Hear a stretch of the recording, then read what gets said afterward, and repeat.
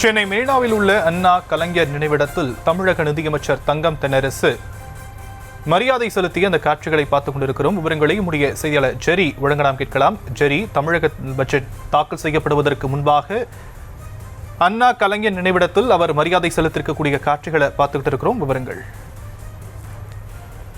வணக்கம். சட்டப்பேரவை தேர்தல் அடுத்த ஆண்டு நடைபெற உள்ள நிலையில் பலத்த எதிர்பார்ப்புகளுக்கு நடுவே 2025-26 நிதியாண்டுக்கான தமிழக பொது பட்ஜெட்டை சட்டப்பேரவையில் நிதியமைச்சர் தங்கம் தென்னரசு இன்று தாக்கல் செய்ய இருக்கிறார்.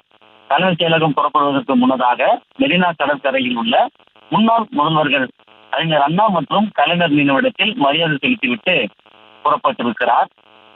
முன்னதாக செய்தியாளர்கள் சந்திக்கும் பொழுது கூட எல்லாருக்கும் எல்லாம் கிடைக்க வேண்டிய ஒரு ஆட்சியாக இந்த ஆட்சியை திகழும் என்றும் குறிப்பிட்டிருந்தார். 2025-26 நிதியாண்டுக்கான தமிழக பொது பட்ஜெட்டை சட்டப்பேரவையில் நிதியமைச்சர் தங்கம் தென்னரசு இன்று தாக்கல் செய்வதற்கு முன்னதாக அண்ணா மற்றும் கலைஞர் நினைவிடத்தில் மரியாதை செலுத்திவிட்டு சென்றிருக்கிறார்.